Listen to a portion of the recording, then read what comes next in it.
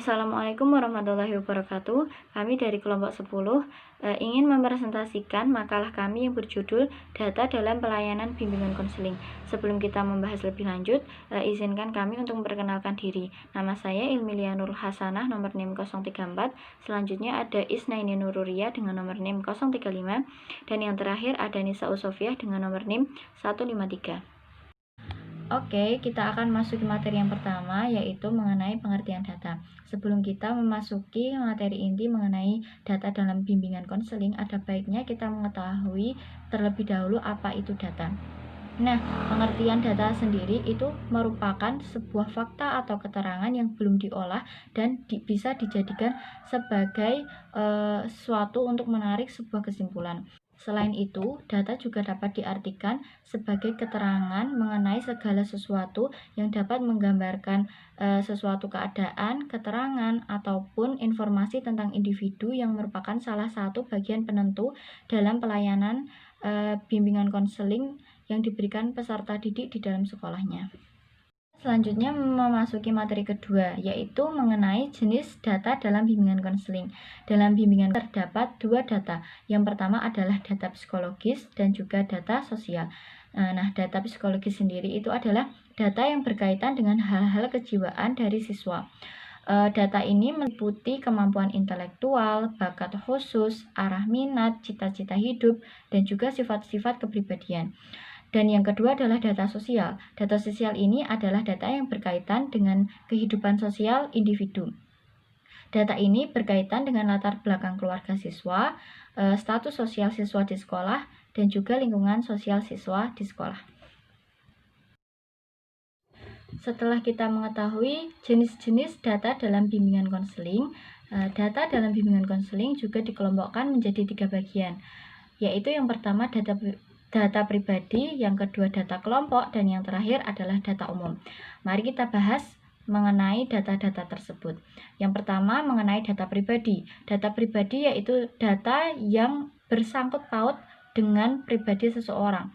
Nah, apa saja sih data pribadi itu?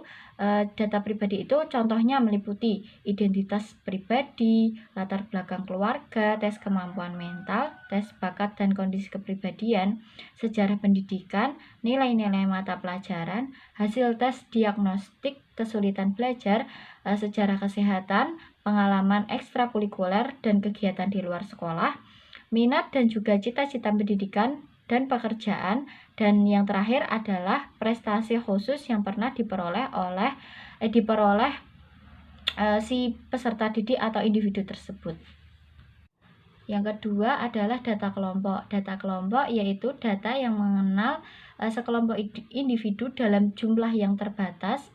Misalnya, gambaran umum tentang cita-cita pendidikan dan pekerjaan, hubungan sosial antar kelompok. Nah, data yang ketiga atau data umum adalah data yang tidak mengenai diri individu dan tidak pula berkenaan dengan kelompok.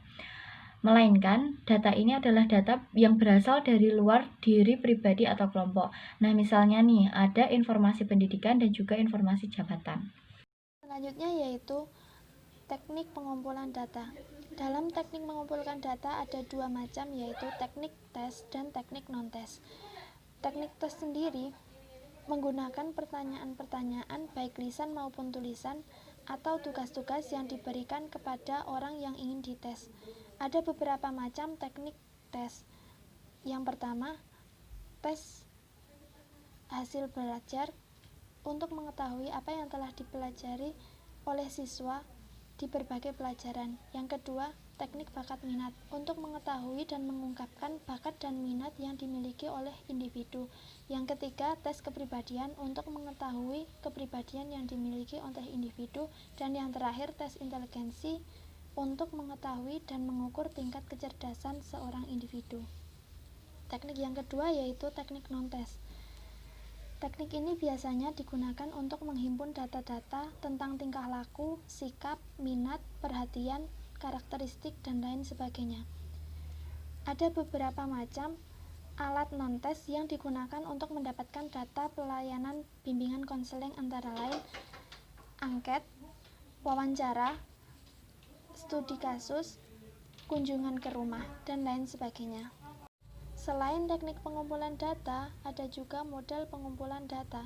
Menurut Winkel dan Astuti, terdapat dua model pengumpulan data dalam layanan bimbingan konseling. Yang pertama, data dalam pelayanan individual, dan yang kedua, data dalam pelayanan kelompok.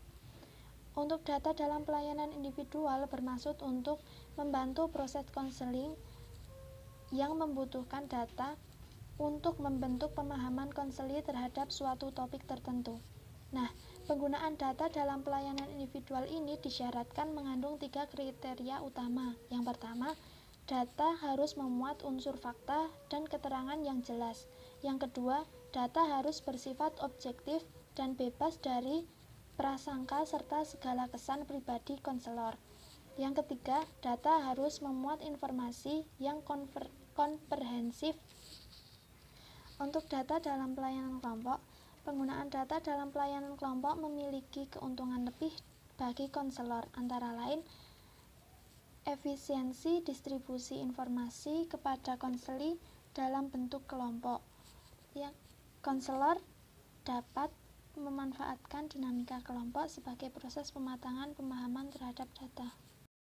Selanjutnya yaitu manfaat data dalam pelayanan BK.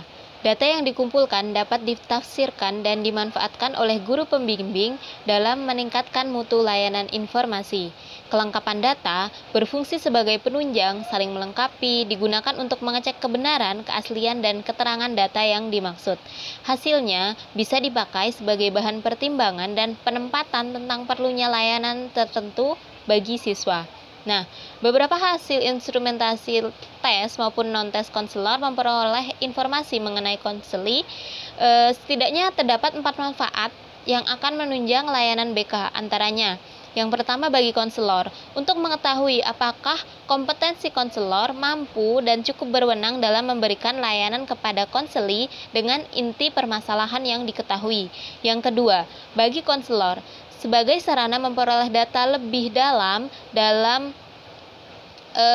serta lebih lengkap tentang berbagai aspek dari pribadi konseli, sehingga diharapkan dalam memberikan layanan BK lebih optimal. Yang ketiga, bagi konseli dapat membantu menentukan suatu program pendidikan maupun karir yang sesuai dengan potensi dan minat yang ia miliki. Dengan adanya tes hasil belajar, tes bakat, tes minat, tes kemampuan intelektual akan menjadi bahan informasi objektif sehingga konseli dapat mempertimbangkan dengan baik apa yang sesuai dengan kemampuan dan juga minatnya. Yang keempat, bagi konseli, beragam tes yang dilakukan tersebut membantu konseli dalam hal memahami diri sendiri dengan baik. Selain itu, juga menjadi bahan untuk terus melakukan evaluasi diri, sehingga akhirnya harapannya adalah konseli dapat mencapai perkembangan yang optimal dan bisa sesuai dengan arah bakat dan minat yang dimiliki. Yang selanjutnya yaitu faktor-faktor yang mempengaruhi pemanfaatan data dalam bimbingan konseling. Nah, faktor yang mempengaruhi pemanfaatan data dalam layanan bimbingan konseling dengan baik, yang pertama yaitu tenaga. Tenaga yang dimaksud di sini adalah tenaga dalam layanan BK, yaitu guru pembimbing yang merupakan tenaga profesional. Yang kedua yaitu prasarana, perlengkapan pokok. Yang diperlukan adalah ruangan yang cukup serta perabotan dalam mendukung layanan bimbingan konseling. Sarana itu dibutuhkan untuk penunjang layanan informasi. Alat pengumpulan data. Dalam mengumpulkan data baik bisa berupa tes maupun non-tes. Yang kelima, alat penyimpanan data.